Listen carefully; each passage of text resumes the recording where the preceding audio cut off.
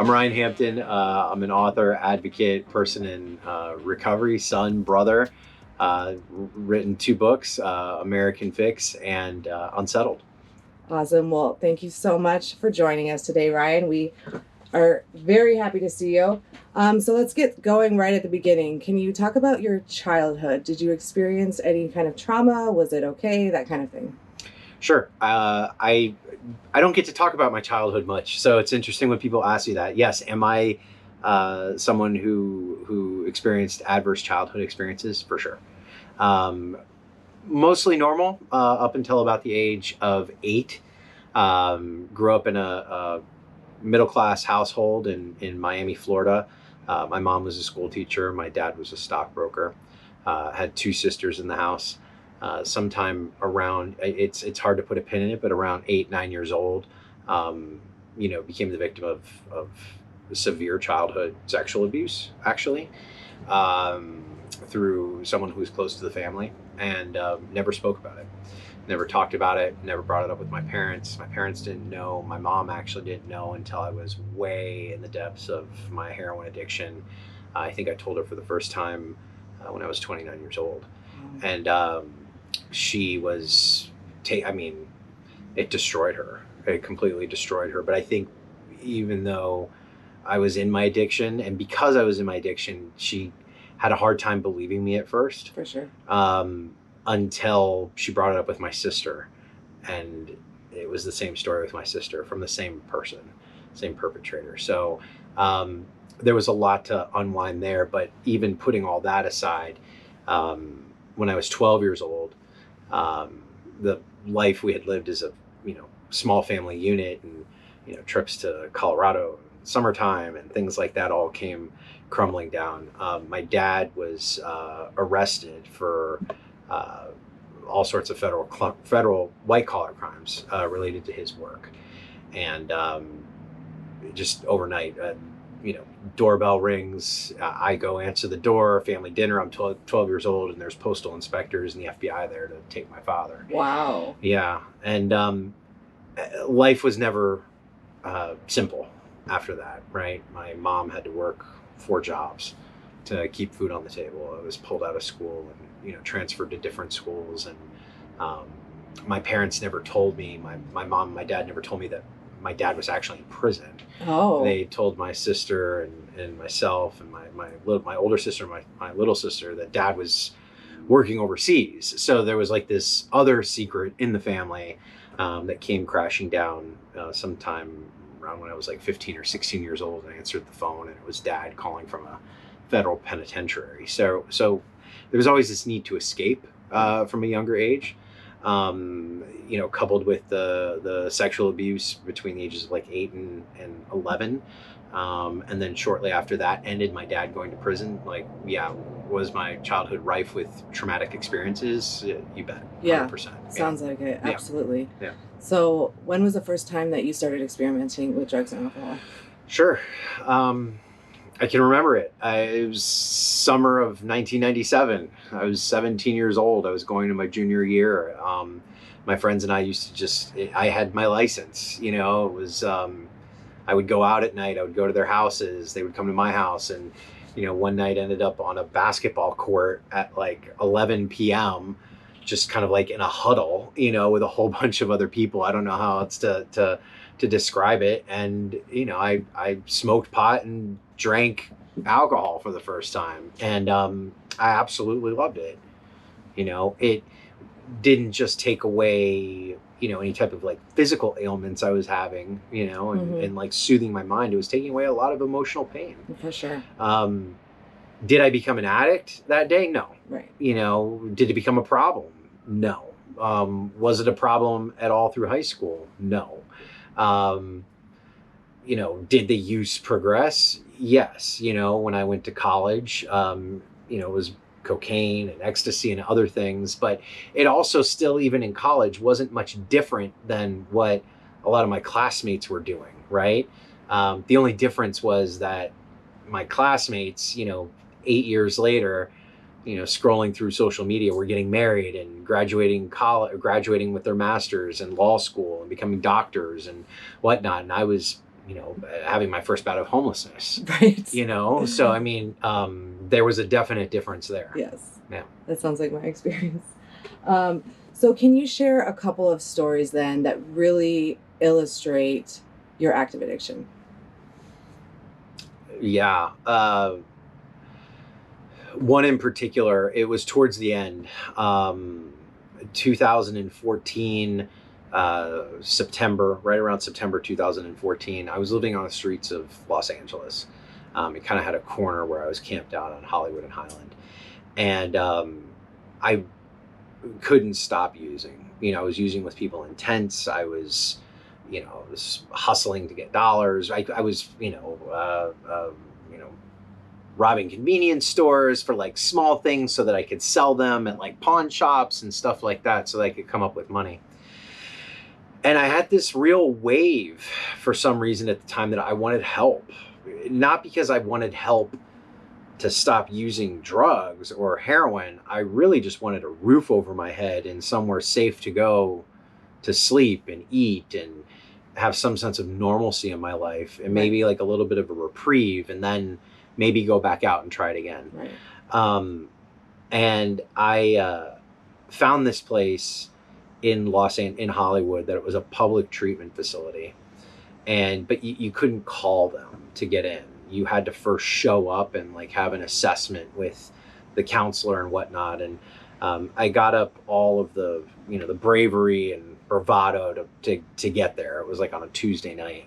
I had to go to a recovery support meeting at this specific house, at this specific center, to be able to see this counselor I needed to see for the assessment. And it was about 3 miles away from where I was camped out on the streets.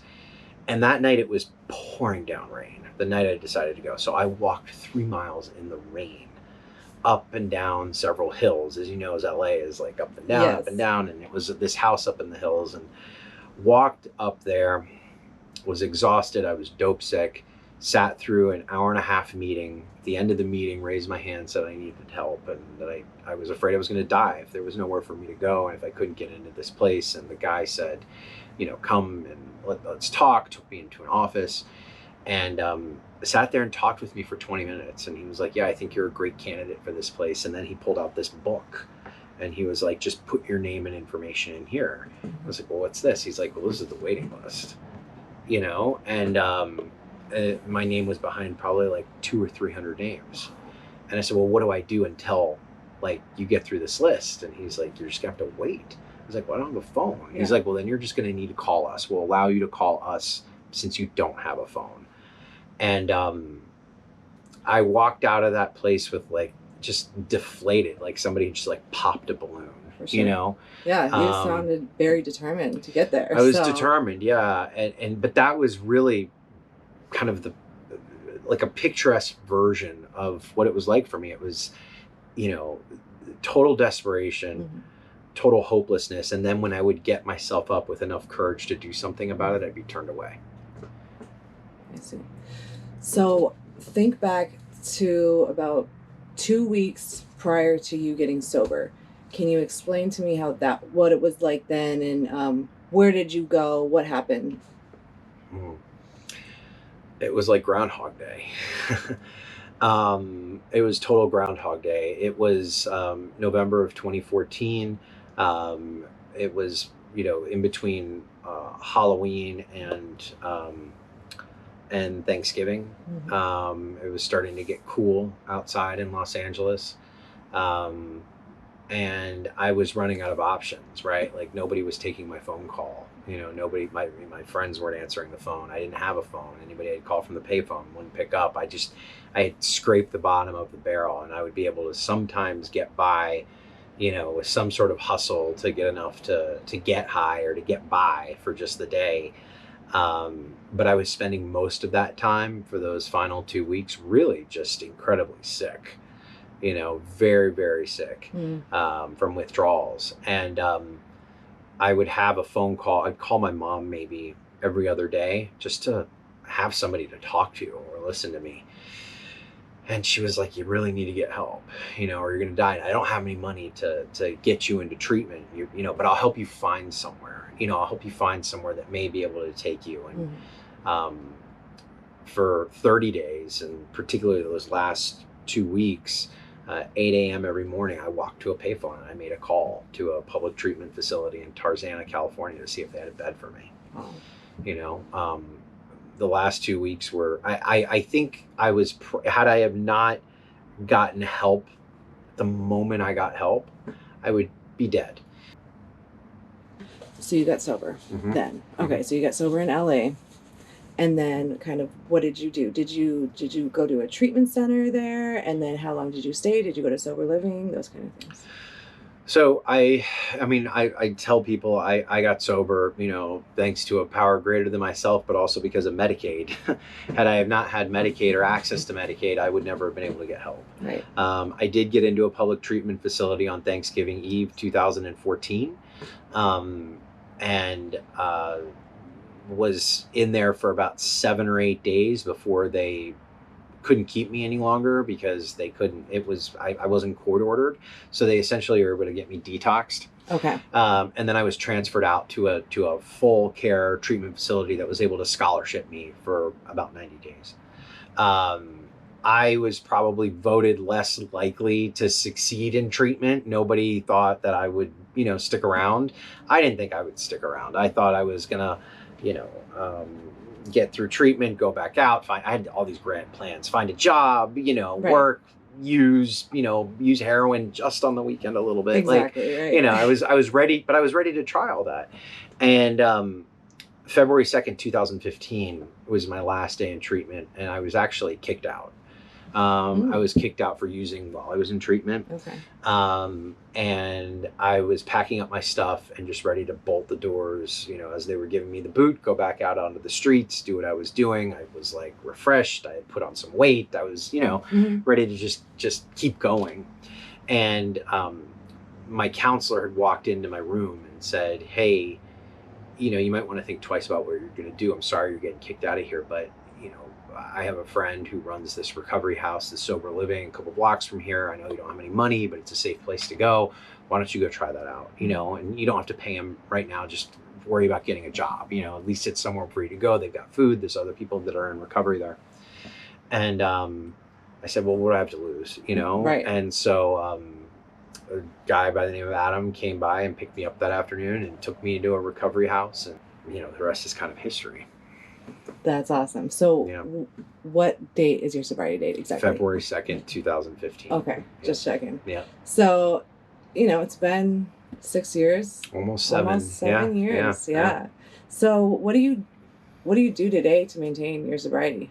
I'm really close to my recovery community, and I have my own personal recovery program, and 12-step fellowship that I'm a part of. Okay.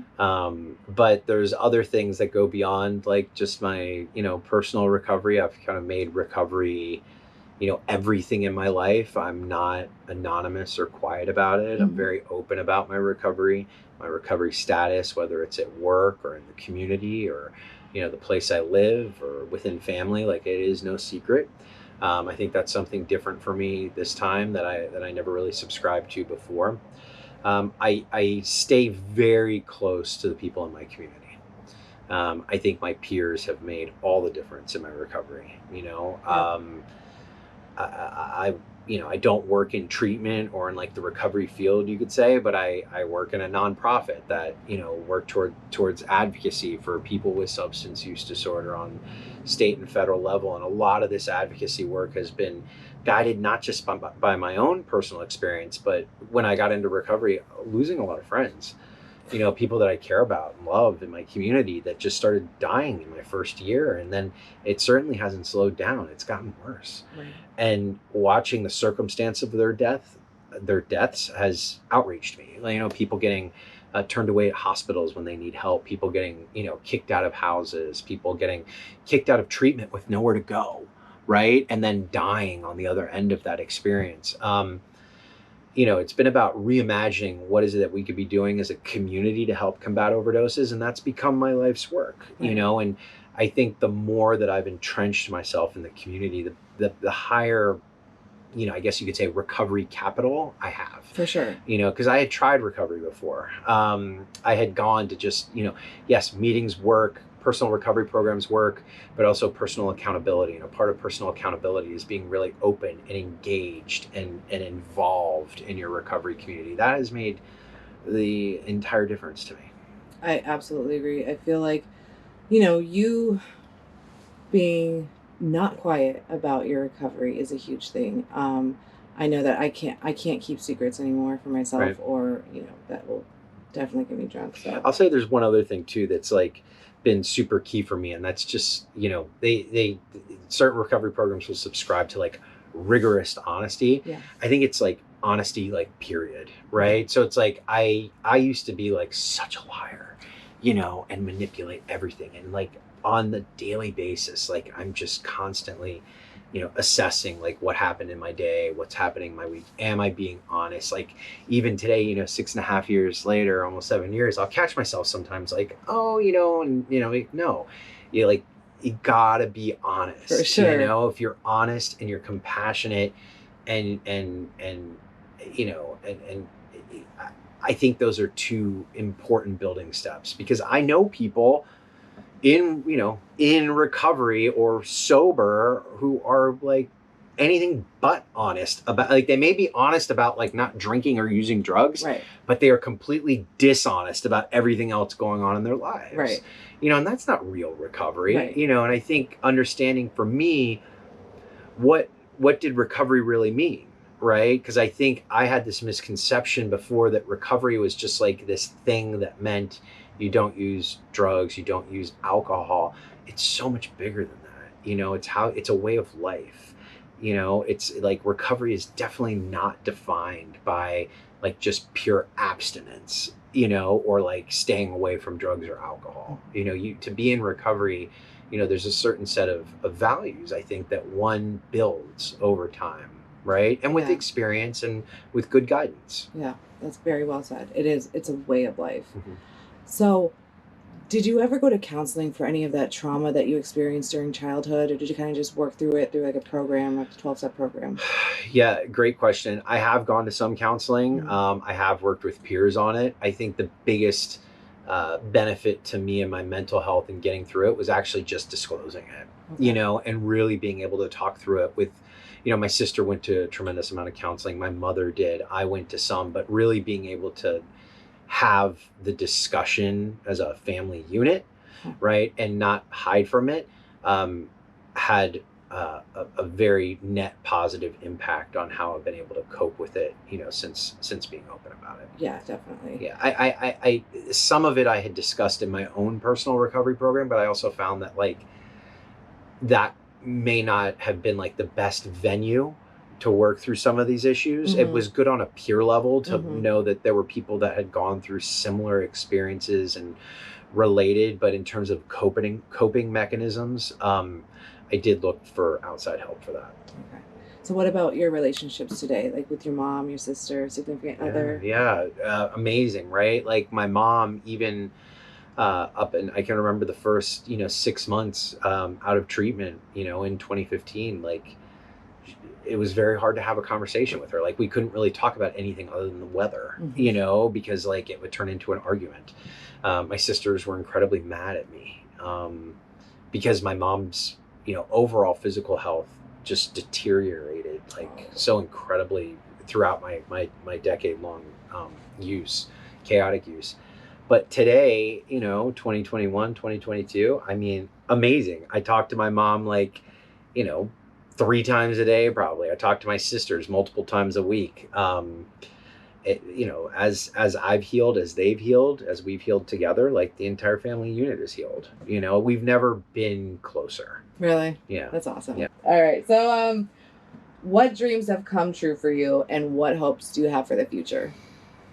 I wouldn't say that like they've been dreams, Mm. right? So I mean, I've written two, one best I've written one best-selling book, American Fix in 2018, which just like blew my mind and my expectations. I just published my second book. Mhm. I run two, fairly successful charitable organizations around advocacy.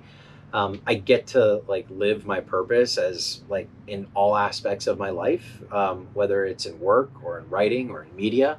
But those were never dreams, right? Those were things that just happened as a result of work. And I look back at, well, how did all of that happen? I mean, it was about making one choice after another that put, where I could have made a different choice. I made a choice that put me on the road that I'm on right now. Right. And that wasn't just like, yes, it definitely started with, quitting drugs and alcohol or not using, but it also continued through choices of, community circles and family circles and career choices, right? And what I wanted to do with my life.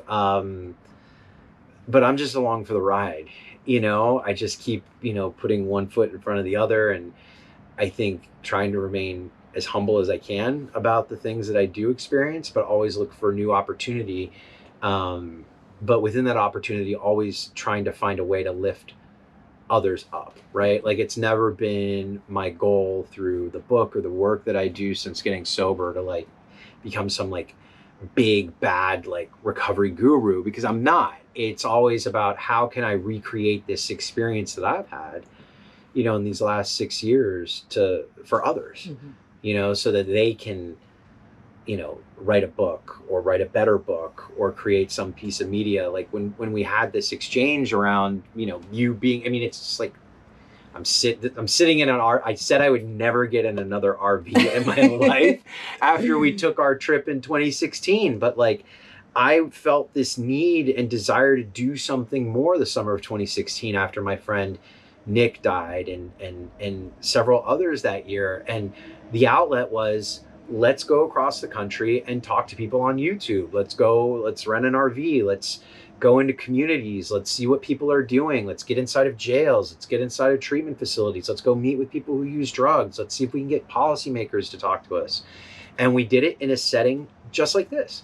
Like, it started at a kitchen table in an RV that was super hot and had lots of bugs around it, but I didn't know what was next at that point. Right. It was just, I needed to do something. And as a result of it, a lot of people started telling their stories just like they are with you right now. But it wasn't about them telling their stories just for us. It was like, once they told their stories, what was next for them, right? And how could we help support them in their journey of like this advocacy and bold storytelling and really changing the narrative.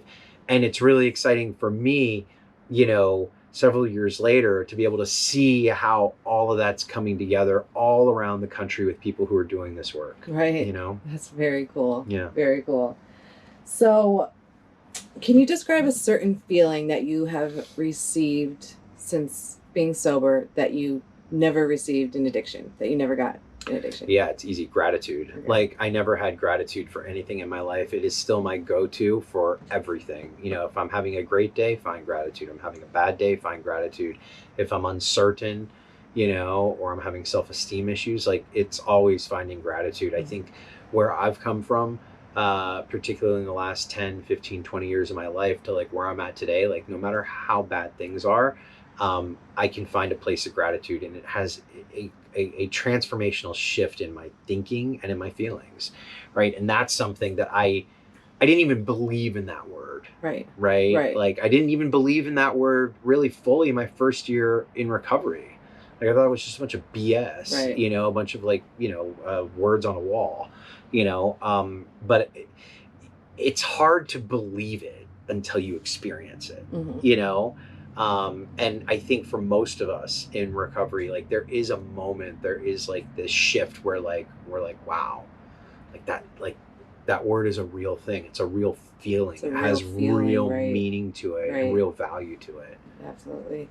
So what are some intangible and tangible gifts that you've received through sobriety? I mean, intangible is just, I would say, love, kindness, gratitude, faith, a certain level of spirituality, community, right? Community is probably the biggest one. Tangible, I mean, I don't have like the cops or the IRS chasing me. My taxes are paid. I have a car. I've written 2 books. Started a few organizations. But I try not to like focus on any of that, Right. you know, because I think when I focus on that stuff, it's very easy to get caught up in the tangible thing. Like people talk about like the gifts of sobriety and the gifts of recovery, and they go on with like this laundry list of things that they've received. And I try not to focus on that, because there's always the what if all that goes away, then what do you have? Right. You know, and there's so much more to it than those shiny things, Right. you know? Right. And at the end of the day, for me, it's like, yeah, I like to be comfortable, but it becomes like meaningless if you focus on it too much. It does. And it also can become problematic, For sure. because people tend to, with the way our brains function, is that they will become obsessed with those things. Yep. Yeah. So what have you learned from your addiction? You know, if you would have asked me that question 5 years ago, it would have been completely different than what it is right now. What I have learned, I would say, of recent in the last couple of years, is that my addiction really was only a symptom of like all sorts of other problems in my life that were happening.